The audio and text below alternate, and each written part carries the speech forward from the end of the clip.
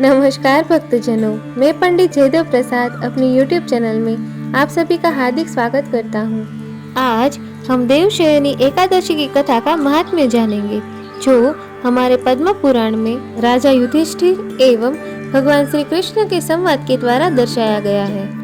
तो प्रिय भक्तजनों, आइए हम सब मिलके भगवान श्याम सुंदर के श्रीमुख से कथा का रसपान करें। भगवान, आषाढ़ के शुक्ल पक्ष में कौन सी एकादशी होती है, उसका नाम और विधि क्या है, यह बतलाने की कृपा करें।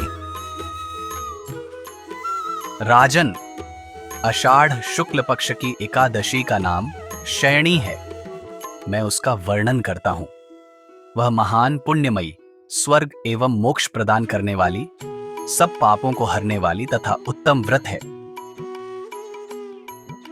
आषाढ़ शुक्ल पक्ष में शयनी एकादशी के दिन जिन्होंने कमल पुष्प से कमल लोचन भगवान विष्णु का पूजन तथा एकादशी का उत्तम व्रत किया है, उन्होंने तीनों लोकों और तीनों सनातन देवताओं का पूजन कर लिया।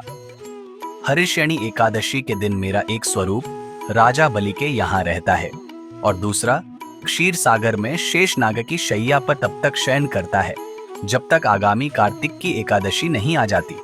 अतः आषाढ़ शुक्ल एकादशी से लेकर कार्तिक शुक्ल एकादशी तक मनुष्य को भलीभांति धर्म का आचरण करना चाहिए।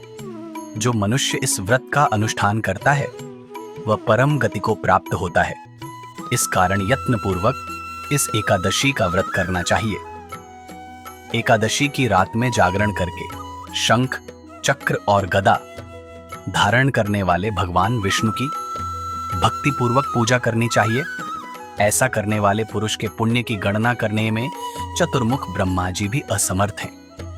राजन, जो इस प्रकार भोग और मोक्ष प्रदान करने वाले सर्व पापहारी एकादशी के उत्तम व्रत का पालन करता है, वह जाति का चांडाल होने पर भी संसार में सदा मेरा प्रिय करने वाला है।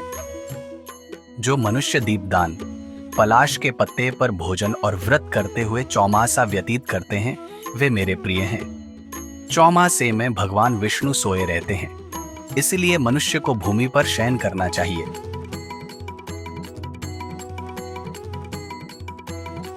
श्रावणे वर्जयेच्छाकं दधि भाद्रपदे तथा दुग्धमाश्चयुज त्याज्यम कार्तिके द्विदलम त्यजेत। सावन में साग, भादों में दही, क्वार में दूध और कार्तिक में दाल का त्याग कर देना चाहिए। अथवा जो चौमासे में ब्रह्मचर्य का पालन करता है वह परम गति को प्राप्त होता है।